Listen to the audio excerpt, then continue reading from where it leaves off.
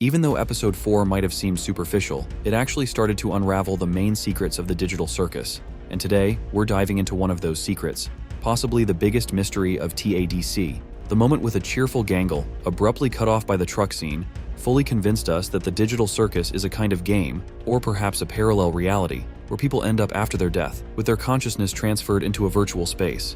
But what does this have to do with the one and only Albert Spudsy? Let's break it all down. Among all the characters in the circus, only one was alive at the time of their teleportation into the amazing digital circus. Who do you think it could be? Share your theories in the comments. Each adventure we've seen reflects the real-life experiences of the character who stars in that episode. For example, episode 3 mirrored Kinger's hobbies and interests, while episode 4 completely captured Gangle's life story. And you can be the shift manager! You did not just make that today's adventure. I think I might be able to give it a swing. Being a shift manager was my job at one point. Gangle herself confirmed this, making the truck scene a memory from her real life. Remember how happy she was before the accident, and immediately after, we see her completely devastated. Gangle managed to suppress this memory, but Kane couldn't let it go and decided to use this haunting moment from her past. This suggests that all the characters are fully aware they're dead, which explains why they seem unbothered by their existence in the digital circus. After all, they've essentially been granted immortality. Meanwhile, Pomni is left in the dark, unable to comprehend the full reality of her situation. Well, how do I, leave? Well, don't freak out about it or anything, but, we don't exactly... You can't. What? Wait! Was that an exit door I saw out there? Is that a way to leave? As you may have guessed, Pomni is the only one who entered the digital circus while still alive. But beyond the fact that the rest of the characters are deceased, more on the details of their deaths later, all of them are interconnected. In one of her posts, Gooseworx revealed that episode 4 would be very personal, meaning we can safely assume it holds much deeper secrets compared to the other episodes. By now, it's clear that Gangle was a shift manager in the real world, as episode 4 directly showed us this part of her past. Well, I guess I should get into manager mode and get us all kicked off.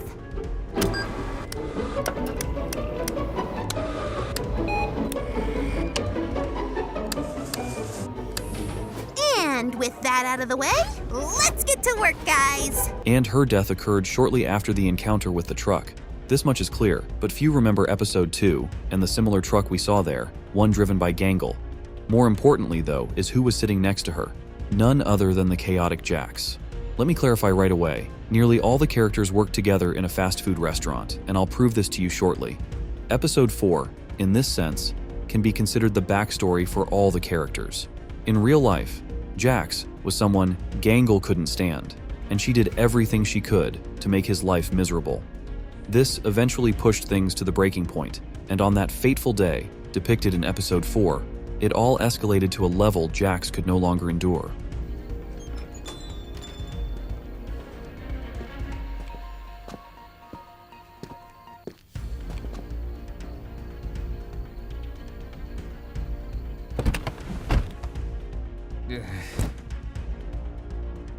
And now we recall the truck from episode 2, the fact that Jax was supposed to be the one driving it, and that Jax has a driver's license, combined with the truck that ended Gangle's life.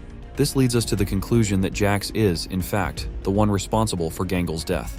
He was behind the wheel of that same truck on the road near the fast food restaurant. This scene reflects Jax's complete despair, but when you think about it, it could also hint at his own demise. After colliding with Gangle, Jax lost control of the truck and likely crashed into something. A strong impact with the steering wheel might have led to his death. Interestingly, something like this was hinted at in episode 2. I'm sure many have noticed the rather intriguing relationship between Jax and Ragatha. I want to see what your funny cartoon body does. Hey, take it easy. Oh, take it easy. That's you. Do you think pairing them up together is a good idea? Of course I do. Oh, you know how men are. Always having the silliest priorities. Don't I know it? The same dynamic can be observed between Jax and Zubal. All left by me. Yeah, what are you talking about? Ooh, a new AI. You don't want to mess with the new AI, Zuby? Yeah, no. And Zubal turned straight. My limbs straighten up. Fuck off. What about you? He refuses to show us because he's a coward. The only thing holding Kane back is the fact that he likes us. I wouldn't push it. That's rich coming from you. Let's recall Gangle's words about Ragatha. Oh, Ragatha. I love her, but after a while it gets kinda hard to tell how genuine she's actually being. And realize that she knows far more about her than Pomni does. Episode 4 also gave us insight into Ragatha's not-so-helpful habit, disguised humorously as dumb sauce. But considering the mannequin's level of dependency, it's crystal clear what the creators were really implying. Taking into account how Ragatha was in the real world and Jax's character traits, it's not too far-fetched to assume that there could have been some romantic tension or even a relationship between them. But now, let's shift our focus to Zubal, as these three characters are deeply intertwined. Remember the end of their work shift? You know, when Ragatha gets off, I feel like she might need a designated driver. Why are you asking me? I'm closing tonight. Oh, no, I meant I'd drive her home. Oh. I think she gets off in an hour? Okay, I can stick around until then.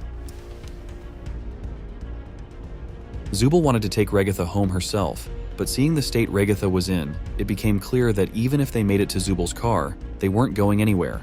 It's highly likely that Zubal realized she couldn't manage driving while also looking after Ragatha. Then, they spotted Jax in the parking lot. The same Jax who, as we know, hadn't left for home yet.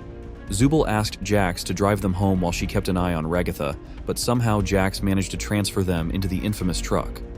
What followed next is the tragic series of events we've pieced together. Episode 2 provides key clues, especially with what appears to be Ragatha's potential death. After the crash, Ragatha may have survived initially, but shards of the windshield likely pierced her body, with one fatal piece striking her heart. As for Zubal, her mismatched body parts in the digital circus suggest she suffered the most devastating injuries, practically being put back together after the accident. This aligns perfectly with the theory that the digital circus represents life after death. The lack of pain among the characters makes sense. After all, how can you feel pain if you're already dead? Lastly, the final piece of the puzzle is Kinger. Being the last to die in the real world, he seems to possess a unique ability that sets him apart. Just leave it to me. I can handle this.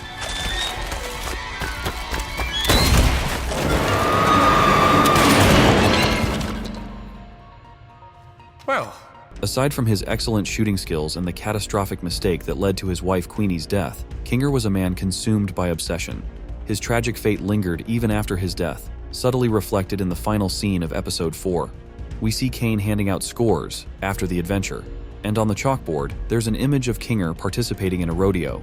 This moment likely references an actual event from his life, rodeo being the passion that helped him cope with the devastating incident involving Queenie. Now let's circle back to episode 2. In the scene with Ragatha, we're shown Kinger with knives piercing his head. This could very well be a callback to his rodeo days. What if, during one fateful ride, Kinger lost control and the bull gored his head with its horns? This theory not only aligns with his strange appearance in the digital circus, but also explains his erratic behavior, which could be a mix of lingering trauma and the weight of his personal tragedy. And lastly, let's figure out who's behind the creation of this whole space.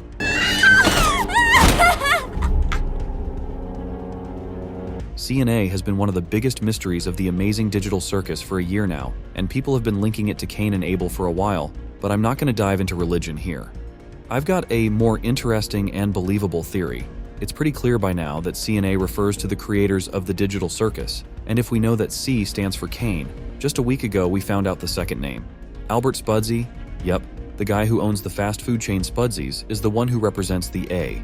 The very first teaser for the amazing digital circus basically proves that Cain was once a human, someone who got moved into this virtual world, which stripped him of his human form and turned him into an NPC. That confirms Cain is one of the creators of TADC. And now that we know the second part of the mystery is Albert Spudsy, it's pretty likely that he's the second creator. This is something Gooseworx hinted at in episode 4. As for Pomni, she could have been his daughter or someone he experimented on to see what would happen to a living person who got stuck in this otherworldly space. And finally, I gotta ask, why did Ragatha start acting all friendly when she was totally different in real life? Maybe it's because she realizes that the only way she can earn back some respect is by changing, even if it's just after death.